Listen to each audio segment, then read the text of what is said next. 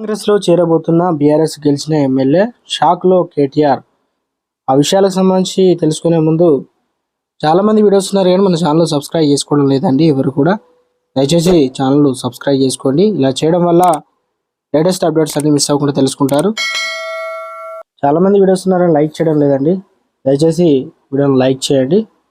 ఇలా చేయడం వల్ల మనందరం వీడియోను ఇతరులకు రీచ్ చేసిన వాళ్ళు అవుతాం. తెలంగాణ ఎన్నికల్లో కేసీఆర్ లెక్క తప్పింది. సంక్షేమ పథకాలు, ఆసరా పెన్షన్లు, 24 గంటల కరెంటు, రైతు బంధు ఇలా ప్రభుత్వ పథకాలు మరోసారి పట్టం కట్టబెడతాయని భావించారు. కానీ ప్రజలు మాత్రం ముక్తకంఠంతో కాంగ్రెస్కు జై కొట్టారు. బీఆర్ఎస్ కేవలం 39 స్థానాలకు పరిమితం కావడం వెనుక కేసీఆర్ తీసుకున్న కారణమే అని ప్రతి ఒక్కరూ అంటున్నారు. ముఖ్యంగా సిట్టింగ్ ఎమ్మెల్యే మరోసారి ఛాన్స్ ఇవ్వడమే బీఆర్ఎస్ పార్టీ ఓటమికి కారణం. ఇదే విషయాన్ని ఇప్పుడు బీఆర్ఎస్ నేతలు సైతం చెప్తున్నారు. తాజాగా ఆ పార్టీ ఎమ్మెల్సీ తక్కలపల్లి రవీందర్ చెప్పడం కాదు, కేసీఆర్పై కాస్త ఆగ్రహం కూడా వ్యక్తం చేస్తూ ఉన్నారు.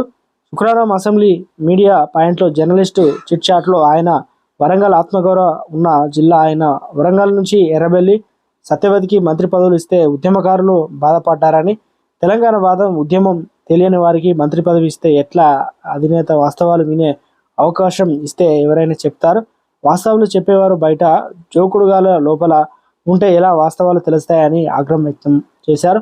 ఎర్రబెల్లి మంచి లీడర్ అంటే ప్రజలు ఉరికించి కొడతారు. ఎర్రబెల్లి చక్కిలి గింతలు పెట్టడం తప్ప ఎవరికి రూపాయి సాయం చేయరు. కొన్ని జిల్లాల్లో మా ఎమ్మెల్యేలు ప్రజలకు ఇరిటేషన్ కూడా పెంచారు. దాన్ని ఎలా మేనేజ్ చేయాలో పార్టీ ప్లాన్ లేకపోతే ఎలా గెలుస్తామన్నారు. వరంగల్ జిల్లాలో మాజీ ఎమ్మెల్యేకు సెక్యూరిటీ అవసరం లేదు, కుక్కలు కూడా వారి వెంట పడవు ఎద్దేవా చేశారు.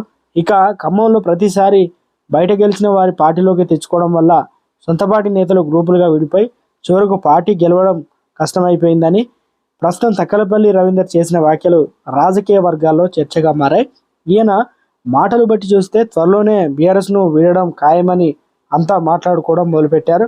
రవీందర్ రాజకీయ ప్రస్థానం చూస్తే 1983లో టీడీపీ పార్టీ ద్వారా రాజకీయాల్లోకి వచ్చాడు. ఆయన టీడీపీ గ్రామ పార్టీ అధ్యక్ష స్థానం నుంచి ఉమ్మడి వరంగల్ జిల్లా సంయుక్త కార్యదర్శిగా వివిధ హోదాలో పనిచేసింది. 2004లో జరిగిన అసెంబ్లీ ఎన్నికల్లో టీడీపీ టికెట్ అయితే ఆశించాడు. కానీ కొన్ని కారణాల వల్ల ఇక వేం నరేందర్ రెడ్డి టికెట్ దక్కడంతో ఆయన గెలుపు కోసం పనిచేశాడు.